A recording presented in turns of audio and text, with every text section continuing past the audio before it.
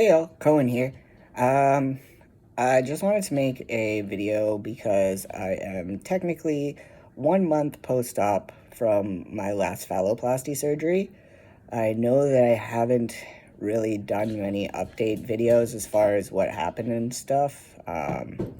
Things have been a bit hectic. I am the head of Pride in my hometown, so I have that going on. I'm a stay-at-home dad that's trying to do my best while recovering. So I haven't had much time to do much while trying to recover. Um, this will probably be a bit scattered. I'm just going to try to think of things so that it's out there. And then if you guys have any questions or anything like that, you can put them in the comments below. So I had surgery, and what I had done was I had the grafts done again. So I had a graft taken from my hip, which that is almost pretty much healed. There's just a spot that I have, but it's right here. It's not very big. I had another one taken prior, which like you can't really even see the scar at all. And that lovely tube I will show you now is connected to my leg. So that is what that looks like. That is a negative pressure wound vac dressing, and this is my wound vac Hume. I have not named it yet. So this is what it looks like. It's set to where my surgeons said it should be set, and then it's on lock so that I don't accidentally bump it. It does have a battery, so I do have to plug myself into an outlet to charge myself because this thing is connected to me and I cannot disconnect it except for when I'm getting it changed. And when I get it changed, I have to turn off the pump an hour before I go in so that the suction releases and it's not as hard to get off afterwards. I'll talk about that. This is the area where any fluid from the wound would go. Now, there isn't a lot of drainage. The first dressing change I had, this is the third dressing and pack that I've had on. I got it changed Wednesday, I believe, and then I go in tomorrow on Saturday to get it changed again. But the first time I got it changed, there was some fluid, and then the second time there was like next to nothing, and this time there's almost next to nothing as well. And they said that will pretty much be the way it should be from now on because the wound is healing really well. So what happened was they made an incision on my leg. So we'll say this is my leg. And they made an incision. This is top, like close to where my hip is. They made an incision and took out some skin to lay the grafts underneath my phallus for my urethra. So they did that. That's something that was done. So I have the one incision on my hip and I have the one incision on my leg. Now the one on my leg, like I said before, I could have walked too much. The weight and the tension from the area that incision was at, and also it had some fluid buildup when I came back home after surgery.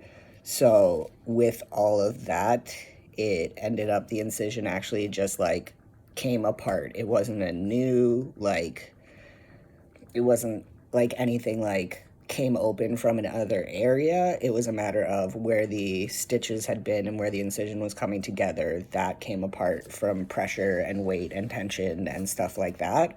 So unfortunately that happens. However, when I was in the hospital and going to wound care, I was going every day, and now I'm going every 3 days with this wound vac on. And they told me that it's actually very common for incisions in areas where there's more weight and tension that they do open up, and that this isn't necessarily an uncommon thing, and they've seen it many times. Every time that I go in, it's looking better. I've been sending pictures to my surgeon to update. I have posted pictures on Instagram. I am slowly posting them just because sometimes people say really crass things about how things look. And I'm posting these pictures as an update from where it started to where it is now, and where it is now is actually a lot better. And even though it doesn't like, it's an open wound, it's going to take a while to heal, but I've had some insensitive comments, and I'm just kind of holding back on that because I'm trying to stay positive with everything. And these things happen. And there was nothing that was done by anybody that made this happen specifically. Like, it's not my surgeon's fault. It's not necessarily my fault. It's something that just, I have had some poopy luck and I've had some complications. And I'm going to be honest, it brings me down. It scares the crap out of me when it happens. But after it's taken care of, I'm a lot less stressed and able to focus on the fact that it's not as big of an issue. Does this wound vac thing suck? Does having the wound that I have suck? Yes. But at the end of the day, there are so many other things that could have happened that could have been so much worse, and so many other things that could have been surgery related specifically that could have happened, but they didn't. So this is just something where that's how it happened. Something just happened and I have to deal with it. So now I am, and things are getting better, and hopefully in the next hopefully 2 weeks they'll be putting me on a smaller wound vac, which would be, they told me, like the size of a cassette tape roughly, if you know what that is, if you know what a cassette tape is, but roughly it's about this big, or else it's the size of a deck of cards, if anybody still plays cards. Yeah, so it'd be that size. So they're going to see the next 2 or so changes, how things look, and if it's gotten, like, it has reduced, it's gotten smaller, it's healed a lot, and it actually looks really good in comparison to where it was. So everything's looking good. Knock on wood. I'm doing that because every time that somebody asks me how I'm doing and what's going on and stuff, and I say things are going well, usually something stupid happens. So I just, it's usually little things, but it's just things where, like, an ingrown stitch or something, it's like, I just said that, whatever, so it does get sometimes to that point where you just have these little irritating things that aren't even a big deal. It's just a matter of, like, I heal relatively quickly, so sometimes the stitches don't dissolve, so then they have to, like, kind of pop out like pimples at some point. And, like, so that's, like, a little irritating thing that happens to me where I'm like, oh, I just said, like, I was, and then you're like, oh, I have this, like, little ouchie now because this stitch had to pop out, so now whatever. But it's not, like, the end of the world. Same with this wound, not the end of the world. It's being taken care of. I'm doing my best, and at the end of the day, that's all I can do. I've just been trying to do what I've been told to do, and I've been getting a lot of help from my family for rides. I haven't been driving because I don't want to stretch the wound. I don't want to do anything to make it worse. So luckily I've been able to get rides to wound care and things like that, and I've been able to have my parents help me out with my son so that I'm not every day, but they might take him for a bit every other day or something like that. And he's also in preschool for a couple hours, 2 days a week as well. So that helps because I feel so bad. That's one thing that sucks, is I've been going through this for almost 2 years now. And with having complications or with even just going through surgeries, it's really difficult because I can't do the things that I've normally used to doing. So you really have to mentally prepare yourself. If you're somebody who's like, you like to keep busy and you're always on the move, you're going to have to put yourself into a mindset that that's not how it's going to be for the next little while until you're done. And if you have family or kids, you're going to have to realize, even pets, you're going to have to realize, like, you can't play with them the same way. You can't do the same type of stuff. Like, at the moment, I don't go into the upstairs of my house. So when my son goes to bed, I either read him a story downstairs or I read him stories earlier in the day, and then he says goodnight to me and he goes to bed and I sleep downstairs on the couch. So it's kind of how things have been. I can't think of too much more. All I know is that I'm doing way better than I was before. I'm not overly, like, bothered by any of this. I've had all my trans surgeries that I've needed personally. So, like, my top surgery, my histo, and now I'm going through my phalloplasty surgeries. I am on hormone replacement therapy, obviously, because I had a complete hysterectomy. And I also have had other surgeries that are non-trans related, so like to me, I'm not really fazed by much, but I'm just sharing all these things because I keep being told by surgeons and by other people that the things that are happening to me aren't uncommon and that they do happen, but I've not talked to anybody where these types of things have happened. So, yeah, like I'm sharing them because even if it's something, like I said, an ingrown stitch that becomes kind of like a pimple that needs to be popped out, like that's still like concerning when you're going through something that you've never gone through before. Any little difference or any little thing, like you don't know what something's supposed to look like while it's healing. You don't know how long something might be swollen for. Your body is different than somebody else's. So there's all these things that go into the thought process and the initial, I want to say initial traumas that you might face when you go through something. Like the initial stage of surgery is like the stage one is quite intense, so you're going to have to be mentally prepared for that. And then continuing on, you're going to have to be in a mindset where you know that until this is done, you are not going to be able to do what you normally do. And if any complications do arise, and I hate using the word complications because it insinuates in a way that something very negative happened and it was at the fault of somebody else, which is generally what I gather when I hear people talking about complications. Whereas mine, the complications, I guess, are just random things. Oh, there's my mustache doing something weird. Mine have just been random things that have happened. And, you know, even if you don't go through a trans-specific surgery, I've had surgeries that have been done laparoscopically or whatever, and other things where I've had to have dissolvable stitches, and the same thing has happened. And to be honest, like you don't think about those things when you're going through these trans surgeries because they're so specific and nobody knows everything about them unless you're dealing with the surgeon that is doing your surgery on a regular basis and you're able to see them on a regular basis. But for me, when I come back to Canada, I'm dealing with my GP, and a lot of people around here don't know much about phalloplasty, what things should look like, how this, how that. So it does put a lot of extra stress on you. So you have to be conscious of that as well.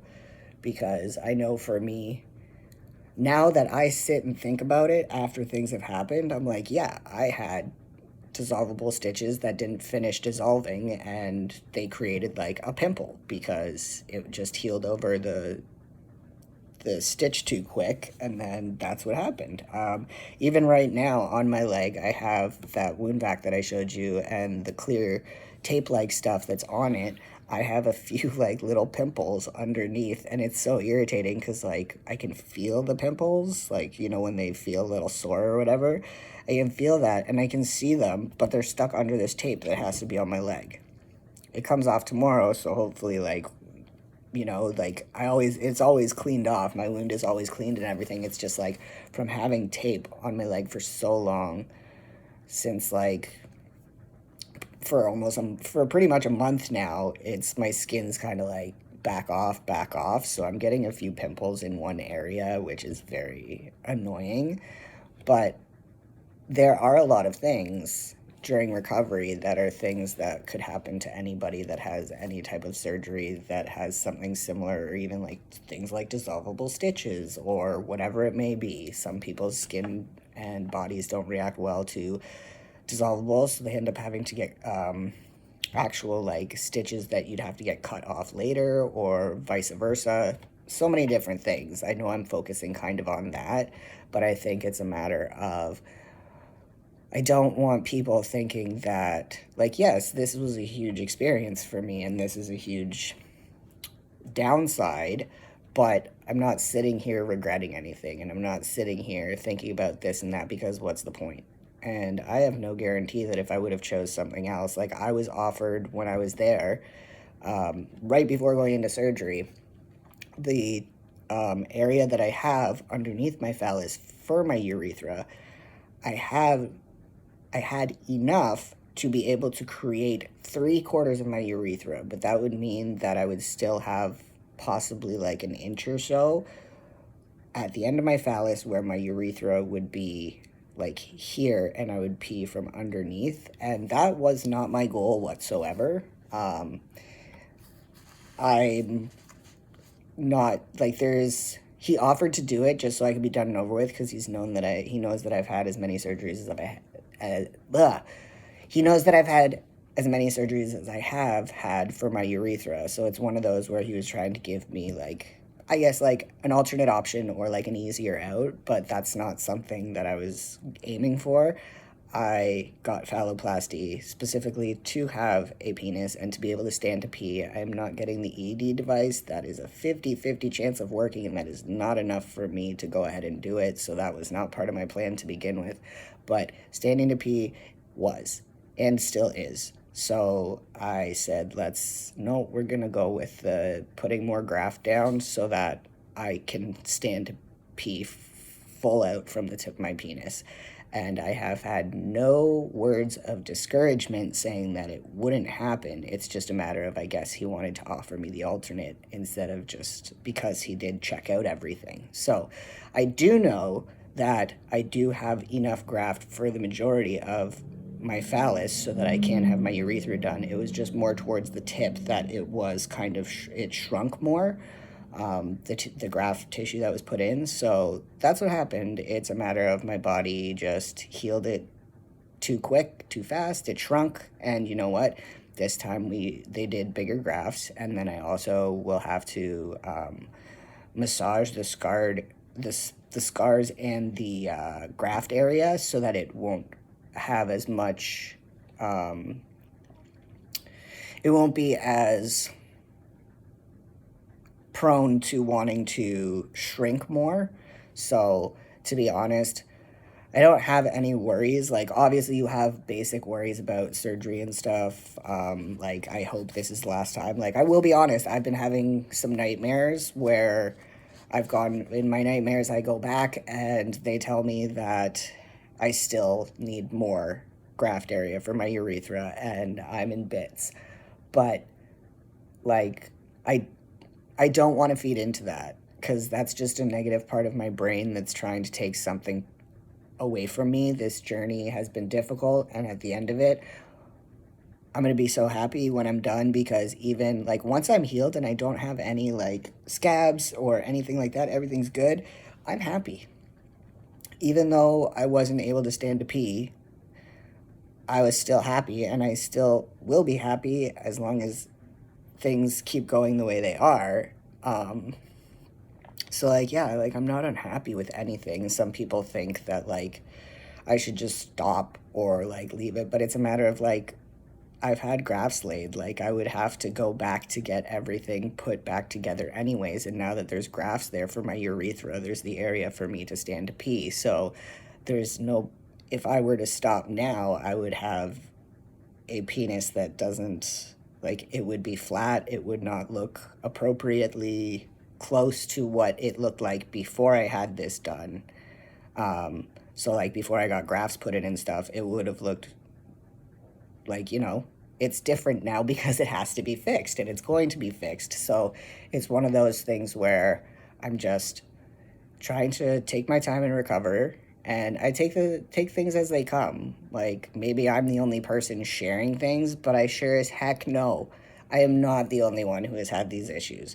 I'm not the only one who has had these random things that don't necessarily have much to do. Like, if you have ingrown hairs, sometimes that's not anybody's fault.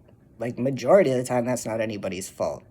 If you're a very hairy person, and even if you've had electrolysis done, you could still get hairs trapped inside an incision somehow, and or not know or something, and it's just a matter of like, yeah, they're gonna end up coming out, pushing themselves out, but they won't be attached to any follicle because that will have like gone away. Like, it's hard to explain, and I know that some people are going to try to argue me or whatever, I'm sure, but it's one of those where it's like, all these things that have happened to me aren't anything that are out of the realm of possibilities for this surgery, and a good chunk of them are not out of the realm of possibilities for other types of surgeries as well that are non-trans related. So instead of freaking myself out and thinking that like I'm just fucked because I'm not. I'm not fucked. Like, yeah, I was told I'm gonna have a scar on my leg. I already have a scar on my leg, and it's higher up than my original scar that's there, so why do I care? Some people will, some people won't. I have no plans at this point in time to go to plastics here at home and get them to like do some makeshift whatever on my leg so that I don't have a scar. Like, I really could care less. As long as it heals properly, like, I'm not gonna be running around naked. I'm not gonna be like in public and shit, and I'm not gonna be, I don't have any qualms with having scars. I know some people will, but this is my personal opinion and experience. So, yeah, I'm not really overly worried. I appreciate everybody reaching out and stuff and wishing me well. It has not been fun. It's been a pain in the butt. However, I am still going through with everything, and I am still happy with my plans. I do get nervous, I do get anxious, and I do get worried just like any other human being on earth would.